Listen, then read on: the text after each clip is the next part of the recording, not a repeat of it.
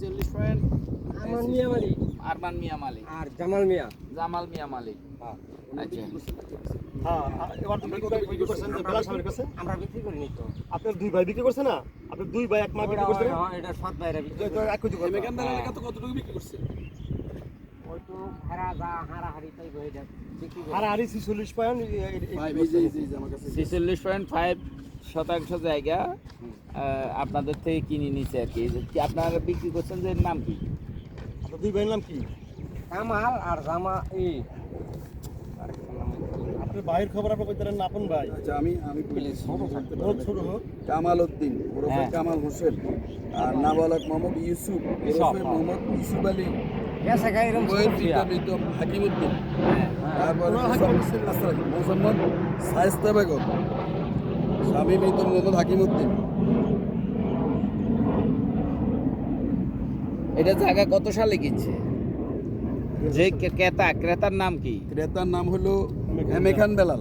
MA খান বেলাল এই জায়গা কত সালে নিছে? 13/12/2000 সালে কিনছে। 13 তারিখ 12 মাস 2000 সালে এই জায়গা 13/11/2000 46.5 শতাংশ জায়গা। এমেখান বেলাল সাহেব জায়গাটা এখন এই জায়গাটা খরিদ করার পর এমেখান বেলাল জায়গাটা খরিদ করার পর খাজনা রিসিট এবং জমাখারিজ যেটা বলে সব কিছু আপ টু ডেট করছে সব হ্যাঁ। All everything. এই যে আপনারা দেখেন অল এভরিথিং কাগজপত্র আছে এমেখান বেলালের। এই যে আপনারা দেখেন এই জায়গা যে যখন উনি এই যে খাজনার রিসিট আছে এই দেখেন খাজনার রিসিট আপ টু ডেট। তারপরে আপনারা দেখেন এই যে জমাখারিজ যেটা হয়েছে যেটা ডুপ্লিকেট কার্বন রসিদ বলে ডিসিআর বলে বাংলাতে ডিসিআর ইংরেজিতে ডিসিআর বলে। এই মস্তুল এই জায়গার পরিমাণ উনি এই জায়গা ভূমি উন্নয়ন কর সব কিছু পরিশোধ করছে। এইটা হলো ওনার দলিল। এখন এই জায়গা আপনার বালি ভরাট করে কে একটু যদি বলেন আমাদের। এটা বালুই ভরাট করতেছে ওনার থেকে জানবো আমরা যে ওনার কি সমস্যা, উনি অভিযুক্ত বলবে না, আমরা এলোমেলো প্রশ্ন না করে ওনার থেকে জানি আগে সমস্যা কি ওনার।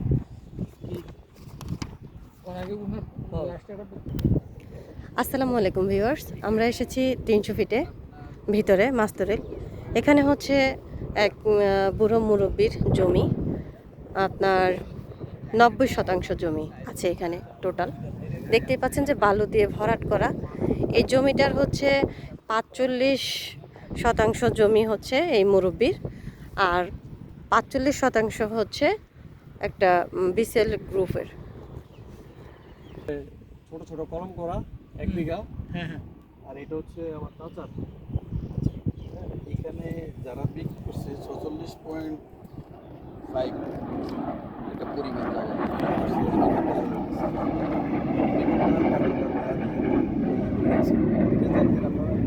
এবং এর বেলা কি কথা যাচ্ছিল যে ভদ্রলোক কেমন এটা? হ্যাঁ আপনার 10 ছিলেন মনে হয়। না আমার ভাই মাস বুঝতে পারছি। হ্যাঁ ওনাদের জমি আছে চাচারটার সাথে ওনারটা আর ওনারটার পাশে হচ্ছে আমারটা। আচ্ছা আমরা বলতে চাচ্ছি যে এই জমিটা এমেখান বেলাল ক্রয় করছে খরিদ করছে এই খরিদে কোনো সমস্যা আছে?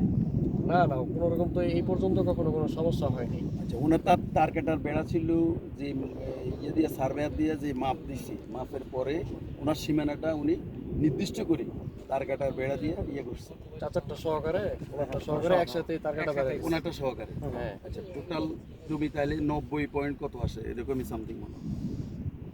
কত 90% কত পয়েন্ট জানি 90 না কাম। আচ্ছা 90%। এখন 90%-এর মধ্যে 50% ওনাদের আর 50% যারা বিক্রি করছে তাদের মনে হয় এরকমই। হ্যাঁ সমান সমানই ধরেন না। হ্যাঁ হ্যাঁ আদাতে দিক সেদিক হয়তো বা 0.5% 1% এদিক সেদিক হইতে পারে। এখন যিনি এই জমিটা খরিদ করছে ওনার এই জমিটা তার কাটার বেড়া কারা ভাঙলো? এটা তো ওনারটার সাথে আমারটা সহকারে ভেঙে ফেলছে। আমার জমিতে আমি 10 লক্ষ টাকা খরচ করে ওই যে আপনার গেট বিম টাইনা পুরোটার মধ্যে শর্ট কলম দিচ্ছি। শর্ট কলম দেওয়ার পরে আমি তো দিছি আপনার আরো 6-7 বছর আগে। তো ওই কাকার জমি আর ওই যে ভদ্রলোকের নাম পরে একটু পরে কল দিচ্ছি 5 মিনিট পরে। ওনাদের যে 90% সামথিং ওনাদেরটা তো রমজান মাসে মনে হয় কাকা দিছ না এটা কাটাতারের বেড়াটা। আর আমি যে শর্ট কলম দিছি আমারটা আরো 4-5 বছর আগে দিছি ওই যে দেখতে পাচ্ছেন। আর এই শর্ট কলমের উপরে আমার আপনার জমি হচ্ছে 33 শতক। ওইটা আমরা পরে দেখাবো। সিএসএস এর দাগ হচ্ছে 26 জি RS দাগ হচ্ছে 44, আর সিটি দাগ হচ্ছে 504 এবং সিটি খতিয়ান হচ্ছে 353। জি আমার জমি হচ্ছে আপনার 33 শতক। এই 33 শতক জমিতে আমি আরো 5 থেকে 6 বছর আগে গ্রেড বিম টাইনা একদম নিচে থেকে যে কলম করছি দেখা যাচ্ছে, হ্যাঁ জি আপনার ওই যে সাইডে কলমগুলি আছে অর্ধেক দেখা যাচ্ছে, আর বাকি অর্ধেক এই যে BCS কোম্পানির লোকেরা ওনারা এই তলে ফেলাই বালি ফালায়া এগুলা দখলে নিচে রাখছে, নিচে বইরা গেছে, হ্যাঁ। আবার অনেকগুলো পিলার ভাঙা ফেলছে আগে। তারপর আপনার আমি গত শনিবার আবার আপনার এই 6-7 জন লেবার দিয়া বাঁশ এবং মলি কিনা এই প্রত্যেকটা কলমের উপরে ওই যে মলি দিয়ে রাখছি, আর যেই কলমগুলা বালির নিচে পড়ছে তো ওইটা আমার মেজারমেন্ট আছে, ওই মেজারমেন্ট অনুযায়ী মাইপা তো এগুলো আপনার একটা বাউন্ডারি দিস এই কলমগুলোর উপরে। বাঁশটা বেড়া এখন আমি শনিবার আপনার বাউন্ডারি দিয়া দুপুর 3টা বাজে কাজ শেষ করে এখান থেকে বাসায় গেছি।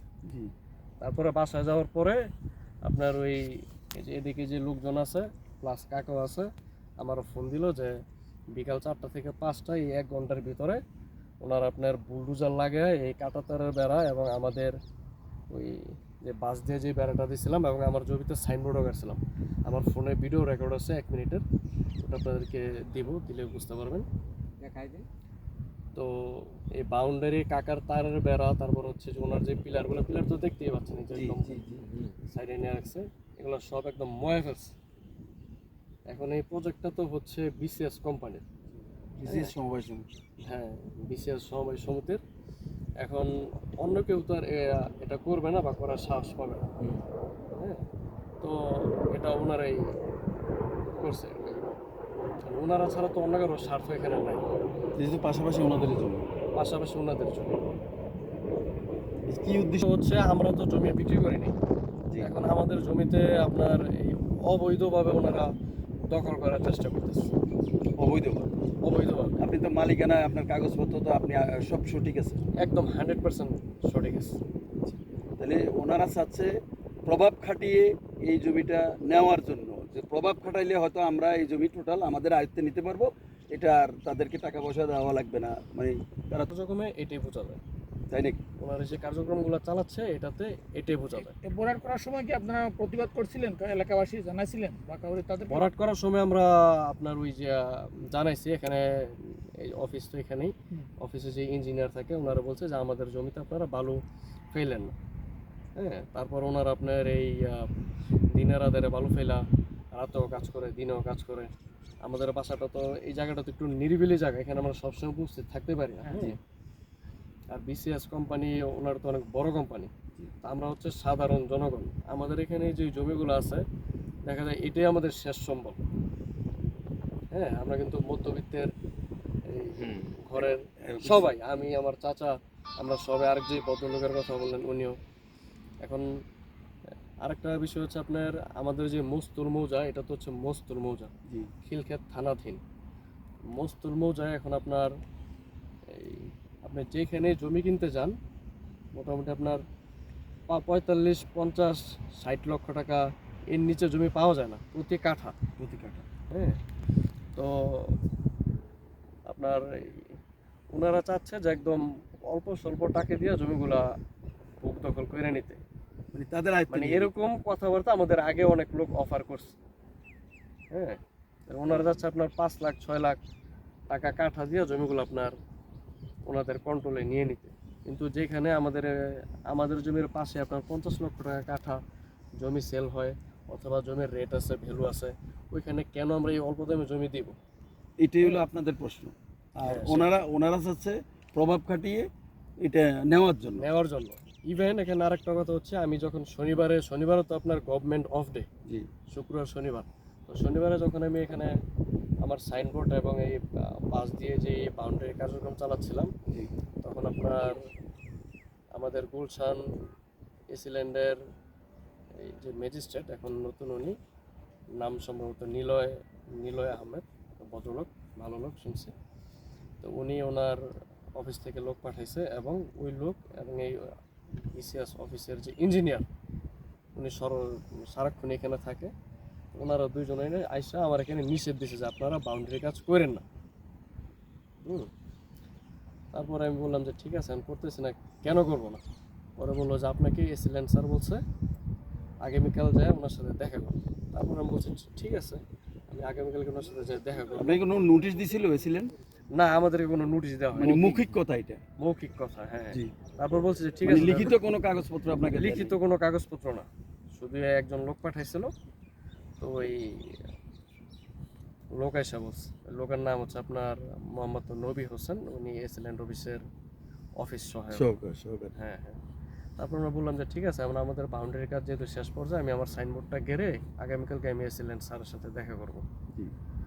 তারপর ওনারা তো আর আগামীকালকের জন্য ওয়েট করে নেই, আমাকে যেহেতু ডাকাইছে, তো ডাকানোর আগেই ওনারা ওই দিনই আমি কাজ কমপ্লিট করার 1 ঘন্টা পরে ওনারা একদম সব কিছু একদম ভ্যানিশ করে ফেলছে, ভেঙে দিয়ে চুরমার করে দিচ্ছে। একদম চুরমার করে ফেলছে। এটা তো আপনারা দেখতেই পাচ্ছেন। আর আমার মোবাইলে ভিডিও আছে, আমার যেই জমিটা বাউন্ডারি বাস দিয়ে বাউন্ডারি করার পরে আমি যে সাইনবোর্ড কাটছিলাম। এই ক্ষেত্রে আপনারা কি কোনো প্রতিবাদ করছিলেন? আপনাদের যে বৈধ মালিকানা থানা বা কোনো বৈধ কোনো আপনি সংশ্লিষ্ট আমরা লিখিত কোনো অভিযোগ এখন পর্যন্ত করি নাই, তবে গতকালকে আমাদের এই থানা থেকে 2জন এসআই আসছিল, উনিও এসে এখানে ভিডিও করে এই অবস্থাটা দেখে গেছে। তাহলে আপনার অংশটা এম এ খান বেলাল সাহেব উনি সাধারণ ডায়েরি করছে এবং সাধারণ ডায়েরির পরে এখানে তদন্তে এসছে। হ্যাঁ হ্যাঁ, ওনার লোক আসছিল 2জন, ওনার লোক ছিল এবং ওই থানা থেকে তদন্তে এসছে। হ্যাঁ, আমরা এখনো থানাতে লিখিত কোনো অভিযোগ করিনি। আপনার অংশে আপনি কোনো লিখিত অভিযোগ করেন? না, লিখিত অভিযোগ এখনো করিনি। আমি আপনার 3-4 দিন যাবত খুবই অসুস্থ, হ্যাঁ, এই জন্য থানাতে এখন যাইতে পারিনি। এক্ষেত্রে তো আপনার দেরি হয়ে যাচ্ছে আচ্ছা, আইনগত তো। যে এই যে বালুটা ভরাট করেছে, হ্যাঁ। এই বালু ভরাট করার আগেই কি আপনাদেরকে অফার করেছিল যে জমিটা আমরা কিনতে চাই বা নিতে চাই? না, বালু ভরাট করার আগে অফার করা হয়নি। হ্যাঁ, অপার বা চাপ প্রয়োগ করা ওনারা হয়েছে। এখন পর্যন্ত আমাদের মানে ওনারা সরাসরি আমাদের সাথে কোনো কথা বলেনি। হ্যাঁ, বিভিন্ন মাধ্যম বা বিভিন্ন লোকজন এসে আমাদেরকে বলছে, বাইপোর্টস বিভিন্ন by force যে হ্যাঁ তোমাদেরটা এত টাকা দেই, সেল করবো। আমরা বলছি না, আমরা সেল করবো না। আমাদের যেহেতু এটা শেষ সম্বল, আমরা যদি উপযুক্ত টাকা মানে যদি আমরা বিক্রি করতে ইচ্ছুক হই, ইভেন যদি উপযুক্ত টাকা পয়সা আমরা না পাই, তাহলে তো আমরা ক্ষতিগ্রস্ত, বিক্রি করবো না। কারণ আমাদের তো এটা শেষ সম্বল। ঠিক আছে? পত্রিক শেষ সম্ভব। হ্যাঁ হ্যাঁ। পাশের জমির কাঠা কত? পাশের জমি কাঠা হচ্ছে আপনার মস্তুল মৌজায় এদিকে আপনার 60 লক্ষ 70 লক্ষ টাকা কাঠা। আর আপনাদেরকে অফার করেছে কত লক্ষ? আমাদেরকে যে আপনার মাধ্যমগুলো আছে, মাধ্যমগুলো আপনার বলতেছে যে ওনারা এই 6 লাখ 7 লাখ সর্বোচ্চ 8 লাখ কাঠা প্রতি? কাঠার প্রতি এরকম অফার করতেছে। এক একজন মাধ্যম এক একজন ওই মাধ্যমগুলির তো সরাসরি ওনারা কোনো সঠিক কোনো ইয়ে নাই মাধ্যমগুলো। না, সঠিক কোনোই নেই, কিন্তু কোম্পানির সাথে সরাসরি আমাদের সাথে কোনো কথা বলে না। কথা হয়নি। ওকে।